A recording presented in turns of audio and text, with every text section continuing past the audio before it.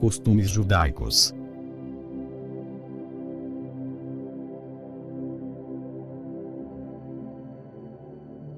A organização. A tribo era a maior unidade social em Israel, composta de vários clãs. As 12 tribos se referiam a todo o povo de Israel. O clã era uma unidade social intermediária. Era maior que a casa do pai e menor que a tribo. Várias famílias formavam um clã. A família, também chamada casa do pai, era a menor unidade social em Israel. Era formada por um grupo de 50 a 100 pessoas. A circuncisão e adolescência. A circuncisão era comum entre os semitas. Em Israel, a circuncisão tornou-se, para toda criança do sexo masculino, sinal de pertença ao povo de Deus. Todo primogênito pertencia de direito a Deus. Por ocasião da circuncisão, o primogênito era purificado mediante o sacrifício de um animal. Por ocasião da circuncisão da criança, também era feita a purificação da mãe, por meio do sacrifício de um pombo e um cordeiro. No caso de pobres, o cordeiro era substituído por outro pombo. Na época do Novo Testamento, o rapaz passava a ser considerado adulto quando completava 13 anos. Esse acontecimento era marcado por um serviço religioso especial chamado Bar Mitzvah, filho da lei. Antes de se tornar Bar Mitzvah, o adolescente aprendia a ler os trechos da lei e dos profetas que naquele dia seriam lidos na sinagoga.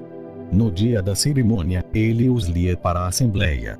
Depois da cerimônia do Bar Mitzvah, o rabino dirigia a palavra ao rapaz e invocava sobre ele a bênção de Deus, utilizando a palavra de número 6, 24 a 26. Filhos nos tempos bíblicos. Filho em hebraico Eben, significa vida da casa. Visto que os pais acreditavam que continuavam vivendo nos filhos, estes eram considerados uma grande bênção. Deuteronômio 28, 4 e Salmos 128, 3.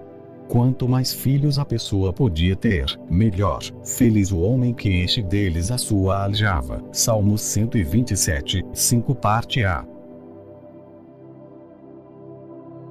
O cortejo de uma virgem.